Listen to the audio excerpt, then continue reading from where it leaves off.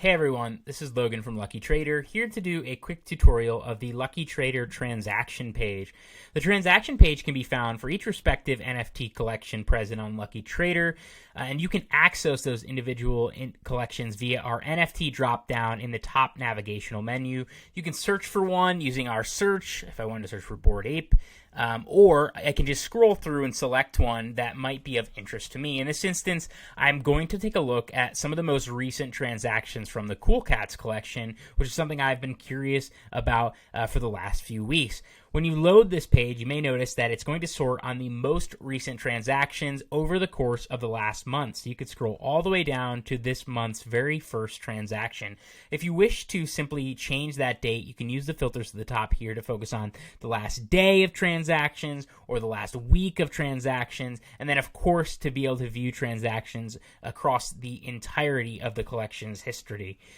You can also use these individual columns here to sort, if I wanted to sort on the highest price or the lowest price, or the most recent from this week, or the least recent, the very first transaction from the week. You can go ahead and pre-sort that just by clicking on the individual column here.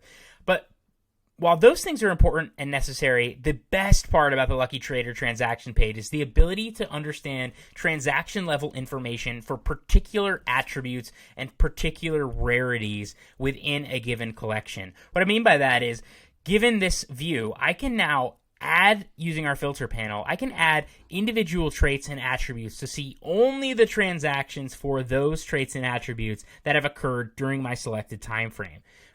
For example, if I wanted to focus on the most recent sales during the last week of only Cool Cats with blue bandana red shirts, after selecting and adding this filter, you'll now see that all of these Cool Cats have been pre-sorted to focus on only transactions where a red bandana is present within that Cool Cat. You'll be able to see individually that these items in the table view give you the rarity in the rarity rank. This is using the Lucky Trader rarity rankings, the serial number for that particular asset, price, and of course the buyer, seller, and when that sale occurred. You can use this to scroll through at whatever time duration you choose, and you can continue to add if you wanted to look at not necessarily bandanas, but let's say you wanted to look at baseball shirts and you wanted to be sure that you looked at both red and blue baseball shirts. You can add those and add as many as you like to be able to see all of the most recent transactions for that particular time frame or those particular attributes. If you want to go ahead and clear those, you can simply click the X or you can hit the minus. I'm going to go ahead and do that. And I also want to share that you can use our dynamic range filters here to be able to find transactions that occurred during a given time frame for a particular set of ranges. So let's say I want to focus on only Cool Cat sales in the top 1,000. Let me go ahead and move this. My minimum of the most rare Cool Cat and my maximum of the 1,000th most rare Cool Cat. If I want to focus on only those transactions for the top 1,000 rarities over the course of the last week, I can simply use our dynamic range filters up here. Put in the 1, put in the 1,000, and then I've already been pre-sorted based on the most recent transaction for these rarities only. If I wanted to, again, view the highest price or the lowest price for that particular rarity set, you'll notice the lowest price sale for a 1 to 1,000th rarity rank in the last week is 18 Ethereum, or I want to see the highest, I can go ahead and do that. The most rare Cool Cat sold for 320 Ethereum on October 4th.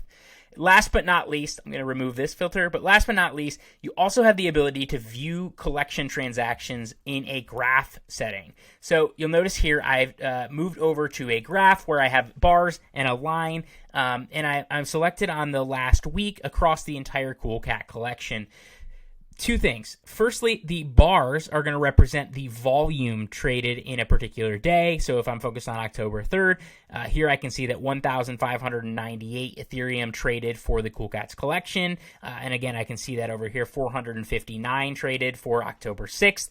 If I want to see the average sale, that's where this line and the individual dots will represent the average sale and the fluctuations in that. And if you wish to see the average for a particular day, simply hover over the dot and you can see that the average sale on October 5th was 16.52 Ethereum. This is another instance where you can go ahead and use the filters if you wish to focus on the average sale price and see the fluctuations in a graphical representation for a particular attribute or set of attributes in a respective NFT collection.